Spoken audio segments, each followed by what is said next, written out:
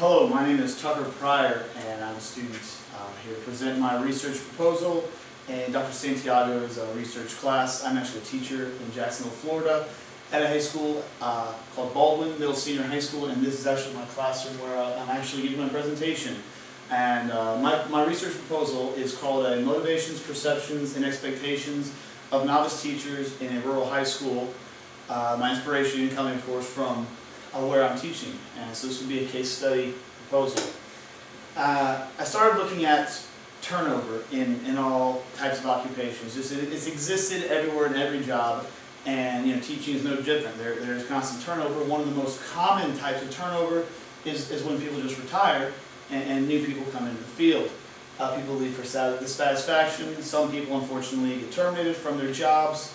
And some have better job opportunities elsewhere, and they take those. This last concept right here, burnout, is one that it's not unique to education, but one that can be related to by a lot of teachers, I think. A lot of people, just when you say the term burnout, they'll know exactly what you're thinking about. And of course, it's been studied extensively in education since about the 1970s, because teaching can be described, and has been described, as the most stressful and exhausting of any profession. It affects all teachers, not saying that every teacher gets burnout and leaves, but no teacher is safe from the possibilities of the burnout. And then novice teachers, not only do they face burnout, but they have many challenges to face as well. Novice teachers, that is. One of the biggest challenges they face is on day one when they're hired. They're expected to just come right into the school and assimilate into the culture of the school, know the organizational structure, without any help. Just day one, they're supposed to just kind of know it. And that alone can lead to some burnout above anything else that as teachers will face. Some of the consequences, of course, of this turnover is, in the case of education, some people will say that right now the demand for teachers exceeds the supply. And of course that leads to education majors coming out of college getting picked up too quickly, and there's no one left for schools to hire, and so they turn to college graduates who don't go through a college of education, and thus will be trained through an alternative certification process. And those are the two types of teachers I actually want to look at. And so the challenges are faced by both alternatively certified and traditionally certified teachers. And they come in with their own set of perceptions and expectations and their own motivation as to why they're in the field. And the question is, will they meet those expectations? Will they be discouraged? And through some studies, the literature has said that about 25.5% of teachers will leave within their first 3 years. And so that's a pretty steep challenge. Now I want to look at, is there other differences between those perceptions and expectations of the alternative certification teachers, the ones who haven't gone through 4 years of education in college versus those who have? Are there differences in what they will expect and how they view their profession? And so, a little bit about the study is I want to actually, this school is my motivation. I want to look at this school in particular because it's interesting that it's such a small rural school. This is Jacksonville, Florida, which is an incredibly large urban district. And then as far as novice teachers goes, this school, more than a third of the faculty here are within their first 3 years. And there's a good mix of both alternatively certified, or teachers going through the alt-cert process, and those who have their degree from a college of education.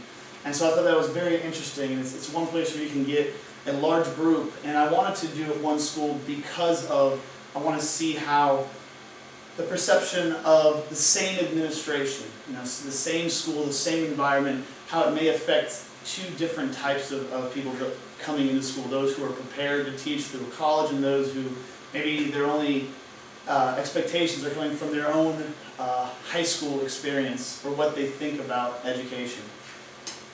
So as a review of the literature, College of Education teachers, the literature says that they join out of a sense of purpose. They tie themselves into teaching. They go into the field of education because to them it's who they are. And is anybody inspired to go into their chosen profession? You go in, the one you dream about. And so for the College of Education teachers, a lot of them, they went into the field as it was their dream, not their life's purpose, but something that really strongly ties to their identity. They carry with them an identity to the profession, okay? Whereas career changers, as some studies have called, teachers who maybe have worked in another field for multiple years without college of education background, and then decided to change their careers and join the field of education. They, on the other hand, come into school because it's a practical choice, because maybe the money is good, it's very family friendly, and it's of everything they've done, they feel it's a very practical choice. And they come into the field of education with the feeling of they have something to offer. Maybe, there's the intrinsic value of giving yourself to others, but they come in feeling like they have a lot to offer, and they have a unique set of skill that their own work in a different field has prepared them to give a different perspective. And so they kind of see themselves as doing something that makes sense to them, where they can excel at. But what's lacking is the career changers in the study were ones that went into a college of education program. And so before they ever set foot in a classroom, they then went through the study, the process of learning the college education route and being traditionally certified before ever stepping foot in a classroom. So we have their perceptions and their motivations before, but then they go through the whole teacher training program traditionally. And so their first day in the classroom, they're going to have those perceptions and expectations that another teacher through the college of education would have. And what I want to find is teachers who just go maybe straight out of college and don't have the same perceptions, because 4 years of college of education will give you a different sense than those, I feel. And so I look at Teach for America, where they go to school in any field of study they choose, and then they've been motivated to join the workforce through Teach for America, which they're motivated to help out others. It's a sense of, I don't want to say charity, but that's their motivation for joining. But they are, in a sense, will be alternatively certified through a 5-week study in Teach for America. Now they, in the study, have been shown to leave the field in high numbers based on the complexity of their assignments, whether if they're in elementary school and teaching multiple grades, or in high school teaching multiple subjects. I know what it's about, teaching multiple subjects. I teach 4, but that's a different story. But their motivation for entering through interviews, we find that they have a sense of purpose, giving back to the less fortunate, and they want to share their own experiences and inspire others. And so this study aims to provide insight into the questions of whether or not the novice teachers in the same institution, one school, differ along the lines of certification, traditional alternative, in regards to their attitudes towards the profession over time. How will their attitudes change in their first couple years of teaching based off of what their original perception of the profession would be. It'll be a qualitative study based off of interviews. And we want to study 5 areas. One will be their motivation for teaching. Next would be their conception of what teaching is, of the teaching learning process, their roles, the roles of them as teachers and the roles of students as learners, and the 4th one being the perception of teaching as a professional community, or the sense of professionalism felt when you teach. Do those differ going into the field? And finally, the role the administration or the principal will play in the development of yourself as a teacher. Does that differ between the teachers who go through a college program learning all there is to learn about education, as opposed to those who their perceptions will be built based off of probably their own high school experience?